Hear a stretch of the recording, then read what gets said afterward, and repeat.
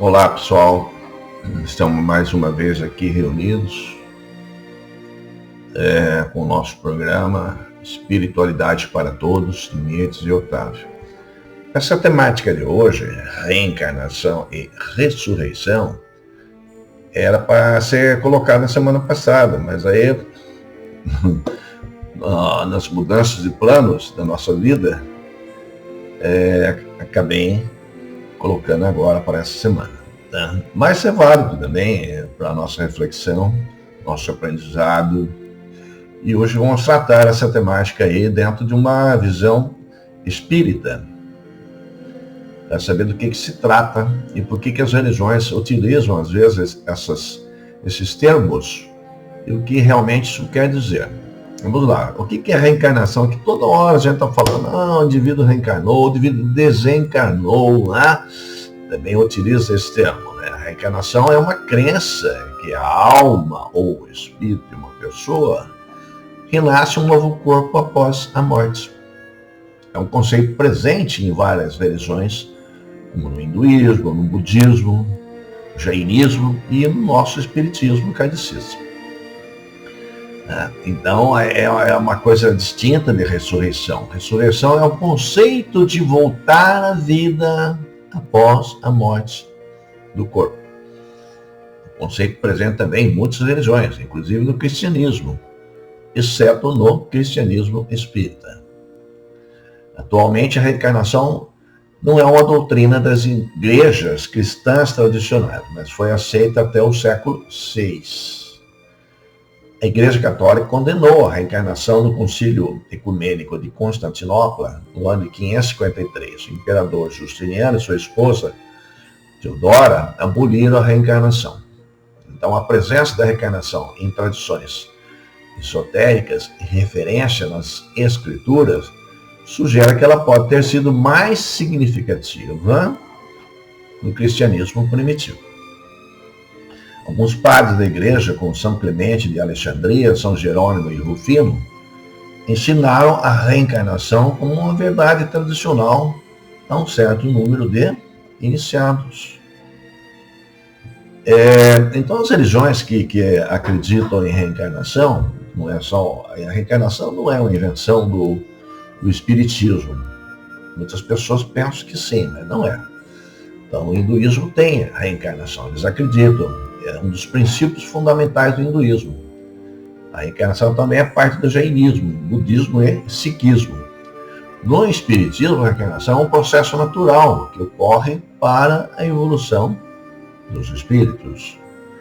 No judaísmo, o Zohar e o Ari falam de reencarnação. E Rabi Isaac Luria escreveu um livro sobre o assunto.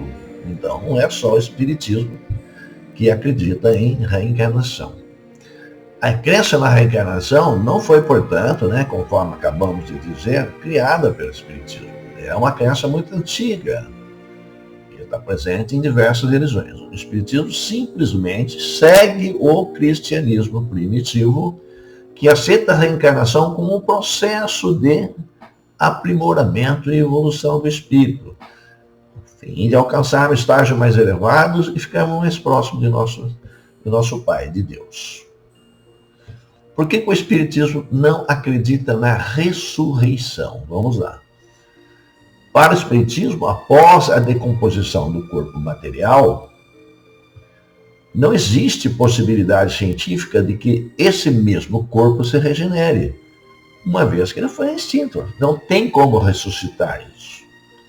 A passagem bíblica de que Cristo ressuscitou Lázaro é explicável pelo fato que seu corpo ainda não tinha sofrido grandes alterações ao ponto de impedir o ressuscitamento. Então esse fato é bem diferente da reencarnação, que acredita na imortalidade da alma e na decomposição do corpo material. Portanto, para os espíritos, não há como ressuscitar em corpos que já foram decompostos há milhares de anos. Nós não acreditamos por causa disso. No Espiritismo, a reencarnação é uma bênção divina que nos foi dada por Deus, possibilitando a todas as almas o aperfeiçoamento e a reparação das falhas cometidas em nossas vidas, Dessa forma, Deus cumpre a palavra de que no final dos tempos estaremos todos juntos e irmanados. Todos serão salvos. A diferença é a velocidade de aperfeiçoamento, que para alguns são mais rápidos que para outras, mais lentas e também mais dolorosas. O perdão divino é pleno e o Pai não iria punir indefinidamente seus filhos pelas suas escolhas equivocadas. Então a todos é dada a chance de reencarnarem e de evoluírem e de repararem os seus erros. A Terra é um planeta escola, onde a matéria grosseira é necessária para que os espíritos passem por experiências que não conseguiriam ter como espíritos. É um grande aprendizado. Se Deus fizesse um projeto cheio de erros e de punições eternas, não teria mandado seu Filho, Jesus, para nos ensinar. Certo?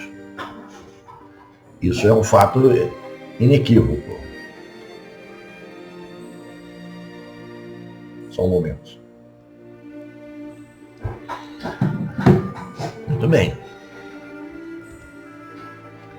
Por que a reencarnação foi retirada do catolicismo? Eu digo o catolicismo porque é a primeira religião mais antiga, cristã, que a gente tem conhecimento, né? Então a reencarnação, ela era aceita pela Igreja Católica até 553, sim, era. Até o segundo concílio de Constantinopla, que ocorreu exatamente em 553, a doutrina católica não se opunha de forma alguma à reencarnação. Pelo contrário, dava pleno suporte para a sua existência. No entanto, por questões pessoais e políticas, foi proibida e escamoteada pelo imperador Justiniano, sua esposa Teodora, punindo quem a defendesse com excomunhão. Para ser mais específico, houve a condenação da doutrina da pré-existência da alma, segundo a qual a alma tanto existe antes do corpo como sobrevive após o seu perecimento. É isso que eles não queriam na época que nós acreditássemos. Embora o termo reencarnação não conste nos documentos oficiais, não é difícil enxergar que uma coisa leva a outra. E o que estava sendo proibido, na verdade, era defender a ideia da reencarnação. Mas quais são os interesses por trás disso? O que estava acontecendo? Por que a Igreja Católica se empenhou nesse fato de retirar essa crença na reencarnação? Então há um conjunto de motivos por trás dessa arbitrariedade por parte do imperador e sua esposa. A primeira delas é pessoal e mesquinha, e vem de Teodora, ex-cortesã, cruel e manipuladora, pressionou o imperador a suprimir a reencarnação dos dogmas da igreja justamente para que ela não sofresse em outras vidas as consequências de suas más escolhas. Outro motivo é político, pois acreditava que a crença no inferno eterno seria mais eficaz para a conversão de novos fiéis do que a ideia de reencarnação. Para isso, basearam-se na tradição grega e criaram uma versão cristã de Hades e Olimpo, correspondendo ao inferno e ao céu, respectivamente. O concílio foi convocado pelo imperador Justiniano e não pelo Papa, como era o costume, cláusula pétrea, para que fosse considerada universal e respeitada como lei. Além disso, o concílio foi integrado apenas por bispos ortodoxos do Oriente, excluindo terminantemente a presença de bispos de Roma. Foi um recurso de Justiniano, para que todas as sugestões passassem com a maioria dos votos. Então, vamos assim chamar, essas habilidades políticas são milenares, não é só do presente momento como a gente vê na nossa política. Isso existe desde quando o homem é homem, né? Mas, enfim, a Bíblia fala de reencarnação? Fala. Mesmo que muitos desses textos foram suprimidos, alguns deles permaneceram. Ou por não prestar atenção, por um descuido, né? Deram como a gente fala, deram uma bobeira aí, e a coisa ficou. Vamos lá. Né? O que a gente pode retirar da Bíblia que nos explica sobre a reencarnação? Olha lá. E veio Jesus para os lados de Cesareia de Filipe e interrogou seus discípulos, dizendo: quem dizem os homens que é o Filho do Homem? E eles responderam: uns dizem que é João Batista, mas outros que é Elias, e outros que Jeremias ou algum dos profetas.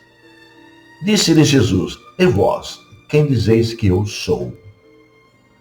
Respondendo Simão Pedro, disse: Tu és o Cristo, Filho do Deus vivo. E respondendo Jesus disse: Bem-aventurado és, Simão, filho de Jonas, porque não foi a carne e o sangue que te revelaram isso, mas sim meu Pai que está no céu. Está em Mateus, capítulo 16, versículo 13 a 17, e Marcos, no capítulo 8, de 27 a 29. E ainda continuando, meus discípulos lhe perguntaram, dizendo: Pois, por que dizem os escribas que importa vir Elias primeiro? Mas Jesus respondendo disse-lhes: Elias certamente há de vir e restabelecerá todas as coisas. Digo-vos, porém, que Elias já veio e eles não o conheceram. Antes fizeram dele quanto quiseram. Assim também o Filho do Homem há de padecer às suas mãos. E então compreenderam o discípulo que aquele era João Batista, que Jesus lhe falara. Está em Mateus, versículo 10, capítulo 10 a 13, em Marcos, capítulo 9, versículos de 10 a 12. De fato, a ressurreição supõe o retorno à vida do corpo que está morto, o que a ciência demonstra ser materialmente impossível, porque os elementos desse corpo estão desde há muito tempo desintegrados na natureza. A reencarnação é o retorno da alma ou espírito a uma vida corporal, mas em outro corpo, formado novamente para ele, e que não tem nada em comum com aquele que foi embora, que desintegrou. A palavra ressurreição pode assim aplicar a Lázaro, mas não a Elias. Prestem atenção. Nem aos outros profetas. Se, portanto, conforme se acreditava João Batista era Elias, o corpo de João não podia ser o de Elias, porque João tinha sido visto desde criança e sabia-se quem era seu pai e sua mãe. João, portanto, podia ser Elias, reencarnado, mas não ressuscitado. Tá? Bom, vamos lá. Havia um homem entre os fariseus, chamado Nicodemos, senador dos judeus, que veio à noite encontrar Jesus. Ele disse: Mestre, isso é uma outra passagem, sabemos que vieste da parte de Deus para nos instruir como um doutor, pois ninguém poderia fazer os milagres que fazes se Deus não estivesse com ele. Jesus respondeu: de verdade, vos digo, ninguém pode ver o reino de Deus se não nascer de novo. E Nicodemos perguntou para Jesus: como pode ser um homem que já está velho? Pode ele entrar no ventre da sua mãe para nascer uma segunda vez, nascer de novo, mestre? Jesus respondeu: em verdade vos digo, se o homem não renascer da água e do Espírito, não pode entrar no reino de Deus. O que nasceu da carne é carne, o que nasceu do Espírito é Espírito. Não vos espanteis se eu vos digo que é preciso que nasçais de novo. O Espírito sopra onde quer, escutai sua voz, mas não sabeis de onde ele vem, nem para onde vai. Ocorre o mesmo com todo homem que é nascido do Espírito.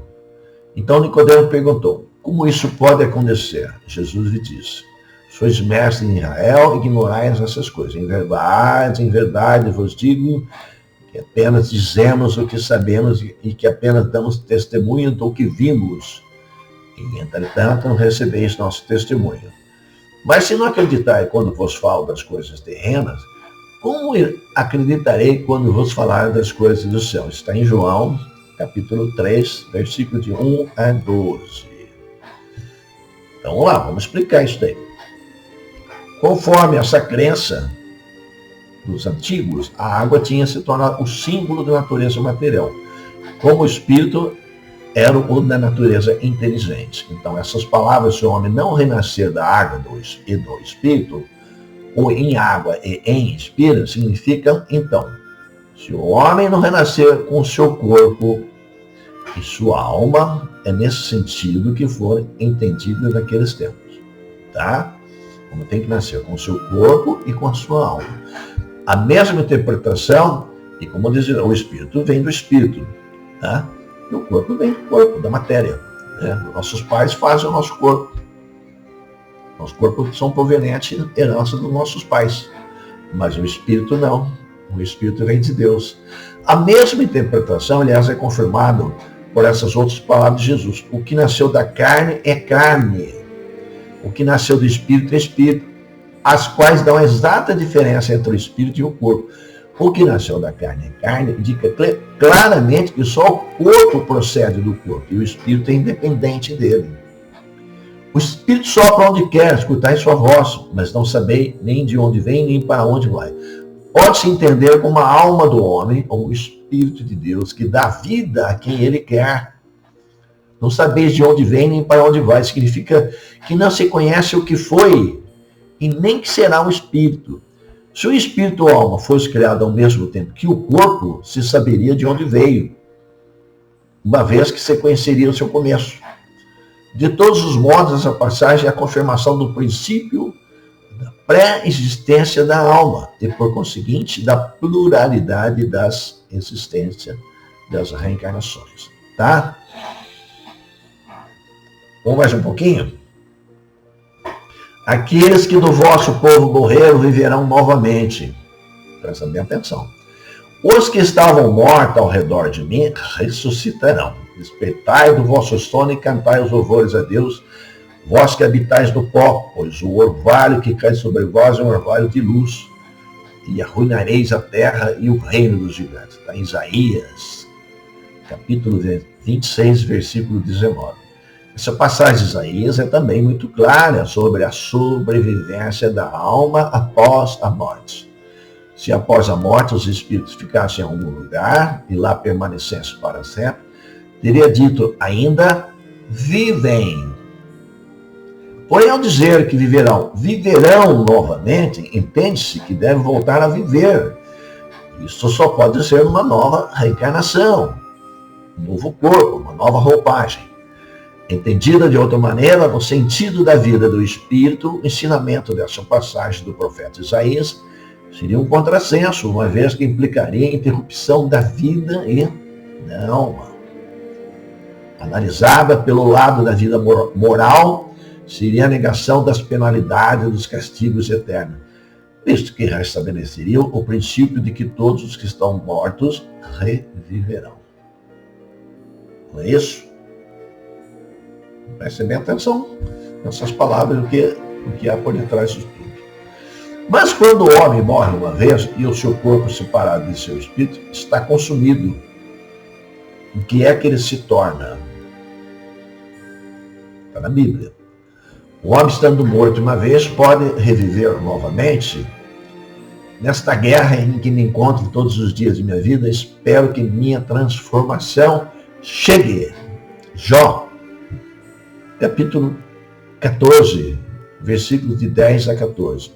O princípio da pluralidade das existências está demonstrado claramente. Não se pode supor que Jó quisesse falar da regeneração pela água do batismo, pois ainda não o conhecia. O homem estando morto uma vez, poderia reviver novamente. A ideia de morrer uma vez, de reviver, faz entender que se pode morrer e reviver muitas vezes. A versão da igreja grega é ainda mais clara. Ao acabar os dias de minha existência terrena, esperarei, pois voltarei à vida novamente, ou seja, voltarei à existência terrena. É tão claro como se alguém dissesse, saio da minha casa, mas a ela voltarei. Nesta guerra que me encontro todos os dias de minha vida, espero que minha transformação chegue. Jó, evidentemente, quer falar da luta que se sustenta contra as misérias da vida. Ele espera a sua transformação. Ou seja, resigna-se, aceita. Esperarei, na versão grega, refere-se a uma nova existência. Isso quer dizer na língua grega. Quando minha existência terrena se acabar, esperarei, pois voltarei à vida novamente. Jó refere-se ao pós-morte e diz que nesse lugar esperará o retorno à vida corpórea. Tá? Bom, não há dúvida que, sob o nome de ressurreição, o princípio da reencarnação é uma das crenças fundamentais dos judeus, que foi confirmado por Jesus e pelos profetas de uma maneira muito clara. De onde se segue que negar a reencarnação é negar as palavras do Cristo. Um dia suas palavras serão aceitas e respeitadas sobre esse ponto e sobre muitos outros, quando forem analisadas sem preconceitos. Mas a esse entendimento, do ponto de vista religioso, acrescente-se o do ponto de vista filosófico. As provas que resultam da observação dos fatos, como todas as causas têm um efeito, a reencarnação aparece como uma necessidade absoluta, uma condição inseparável da humanidade. Em uma palavra, como se fosse uma lei natural. Portanto, as vidas sucessivas, isto é, pela reencarnação, revelam os seus resultados para a humanidade, materialmente falando. Se assim podemos dizer, como o movimento revela um motor que está oculto, só ela pode dizer ao homem de onde vem, para onde vai, porque está na Terra, e justificar todas as desigualdades e todas as injustiças aparentes que a vida apresenta, que a gente sabe que existe. Sem o princípio da pré-existência da alma e da pluralidade das existências, das diversas existências, das diversas vidas, diversos corpos, a maioria dos ensinamentos morais do Evangelho fica difícil de entender. E é por causa disso que existem interpretações tão contraditórias. Esse princípio é a chave que lhe restituirá o seu verdadeiro sentido, que o Cristo nos deixou. Então, você, como reflexão, tá? Lembre-se que Cristo é a ressurreição do Cristo na Páscoa. O que ele veio nos ensinar? Primeiro, que o Espírito é imortal. Cristo ressuscitou? Sim, porque o seu corpo não se decompôs, não chegou a ser deteriorado. Entendeu? Ele volta ao estado de Espírito. O Espírito é imortal. O Espírito de Cristo já existia antes de vir à Terra. Como nós também já existia antes de ocuparmos os nossos corpos. Esse meu corpo vai acabar. Eu volto para a nossa pátria espiritual, fico um tempo lá e reencarno. Volto com outro corpo. Esse corpo dopado não vai existir mais. Eu virei um outro corpo. Espero que venha mais bonito, né? É mais inteligente. O que Deus deu ao seu Filho amado, que suportou tanto sofrimento, foi à toa? Ele jogou a gente aqui a sorte do destino? Não. Ele mandou o seu Filho mais querido, seu Filho mais amado, que foi Jesus Cristo. E Jesus nos ensinou, que os mansos e humildes herdarão a terra. Ué, mas a gente não vai ficar esperando até o chamado final dos tempos? O que é o final dos tempos? O final dos tempos, para nós, o Espírito tem um outro sentido. E quando todos os Espíritos já tiverem evoluído, passado por inúmeras reencarnações e aprimoramentos, tendo aprendido com seus erros, seus fracassos, e aí a gente vai ter um espírito bem mais aprimorado, muito melhor, muito mais evoluído. E aí será o final dos tempos, onde todos nós estaremos juntos. Todos nós estaremos juntos. Lembre-se, os projetos de Deus não fracassam. E Deus nos quer puros e perfeitos. Mas que alcancemos isso pelo esforço e perseverança. Então sempre tem nas palavras do Cristo a meritocracia. Tá? A meritocracia. Muito bem. Espero que vocês reflitam sobre isso. É um tema extremamente polêmico, porque muitas igrejas, muitas religiões cristãs não aceitam mais, porque era uma coisa comum no cristianismo primitivo, hoje não é mais, a aceitação da reencarnação.